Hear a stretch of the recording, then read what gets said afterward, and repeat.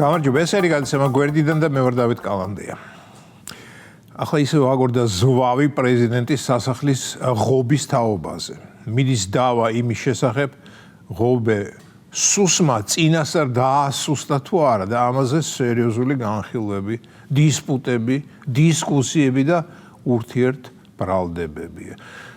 მე თავი ისევ აბსურდის თეატრში მგონია, მეგობრებო. ვისმენ ამ განცხადებებს, ამ მოსაზრებებს, ამ ნებათა ღელვას ღობის თაობაზე და ვერ ხვდები ხადაობაა თუ სერიოზულადაა ეს ყველაფერი. ანუ პრობლემა ის ყოფილა, რომ ღობე ცუდად ყოფილა დამაგრებული. და 4 ოქტომბერს რა ღობის სიმყარის გამსაზღვრელი კომისია იყო იქ მისული, ასე გამოდის, ხო? და ის კომისია ღობეს იმიტომ ეჯაჯგურებოდა, რომ გაესინჯათ მშენებლებმა კარგად ჩააბეტონოს ღობე თუ არა და როდესაც აღმოჩნდა რომ ცუდად დაუბეტონებიათ შეწუხდნენ და ეზოში გადაცვირდნენ რათა პრეზიდენტისთვის ესაყვედურად ვის ამონტაჟებიებ ღობეებს ბატონო პრეზიდენტო. აი მართლა ვერ ხვდები რა ხდება.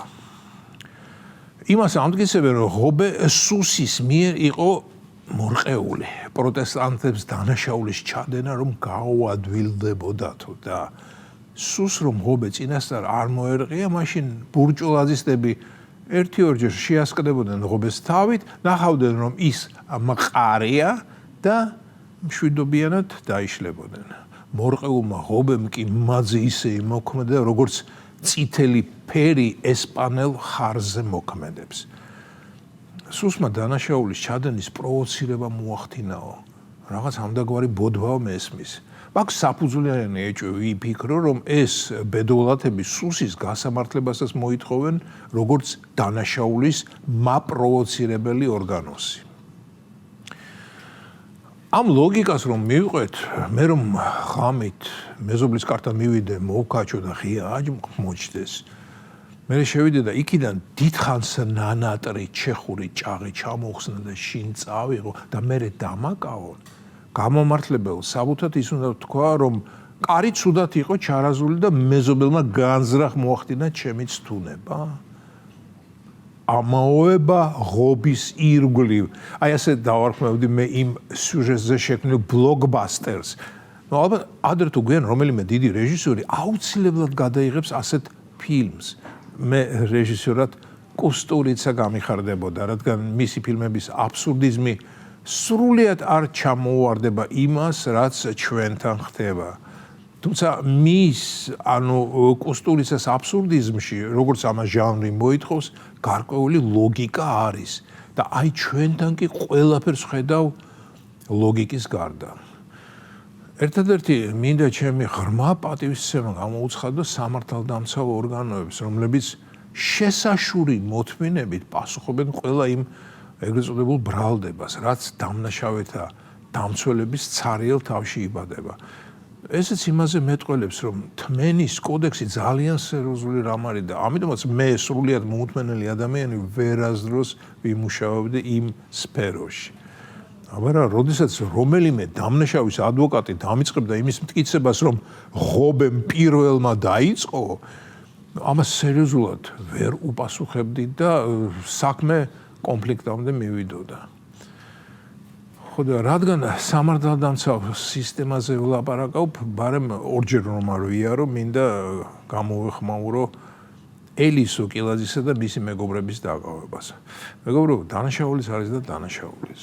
არის დანაშაულის რაღაც კატეგორია, როდესაც დამნაშავე არ უნდა დასაჯო, კი უნდა დაიჭირო, მაგრამ მე გაუშვა. როდესაც ადამიანი მშიერია და პურს მოიპარავს, ეს დანაშაული კი არის, მაგრამ ამავე დროს არ არის დანაშაული. მე ხა კანონის ენით არ ლაპარაკობ, ადამიანური გაგებით ვღაღადებ.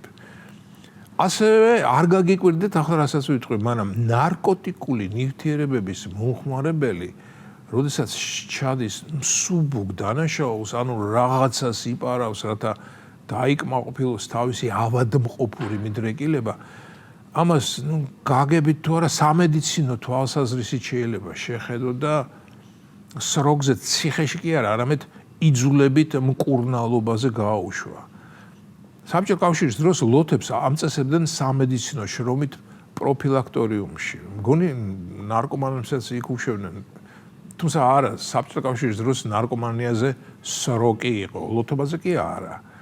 არ ვიცი, რამდენად ხერხდებოდა იმ დისპანსერებში ადამიანის გამოსწორება, მაგრამ მცდელობა კი იყო, ხო და ისა ჩამოთვალი, ჩემი აზრით, კი არის დანაშაული, მაგრამ მშიერი კაცისა და ავანტყოფი ნარკომანიც არის შესაძლებელი და ძალიან მსუბუქად, ანდა პირობითად უნდა დაისაჯოს. მაგრამ როდესაც თაღლითური გზით ხანში შესულ ადამიანს ართმევ მის დანაზოგს და ამით ფაქტობრივად ურთულეს პირობებში აყენებ, ეს დანაშაული, ჩემი აზრით, ძალიან მკაცრად უნდა იყოს აღკვეთილი.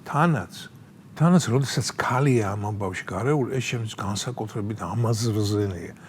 დიახ, მიუხედავად ყველა დღევანდელი ლიბერალური გადახრისა, მე მაინც ქალისადმი უფრო ფაქისი დამოკიდებულება მაქვს. იმიტომ რომ ქალი არის დედა და კაცი დედა არ არის. და დედობა ასე მგონია რომ სინაზესა და ემპათიას გულისხმობს და როდესაც ქალს ძალუძს მოხუც ადამიანს უკანასკნელი ფული წაართვას, ის ქალი ჩემი აზრით ქალი აღარაა. ანუ მოხდა მისი გარდასახვა, მეტამორფოზა, ის კაცზე უფრო სახიფათო არსება ხდება. ქრონიკის რედაქტორისა და მისი ბანდის პროცესი ახალ დაიწყო და ამიტომ მე არ მაქვს უფლება რამე საზოგადოებრივი განაჩენი წინასწარ გამოვუტანო. განაჩენის გამოტანა საერთოდ არ შედის ჩემ კომპეტენციაში. მაგრამ ლაპარაკი ხომ შემილია ამ თემაზე. და ბოლოს რა აზრისა ამ საკითხთან დაკავშირებით საქართველოს გაულაიტერი პეტერ ფიშერი. ეს იყო გადაცემა გვერდიდან და მე ვარ დავით კალანდია.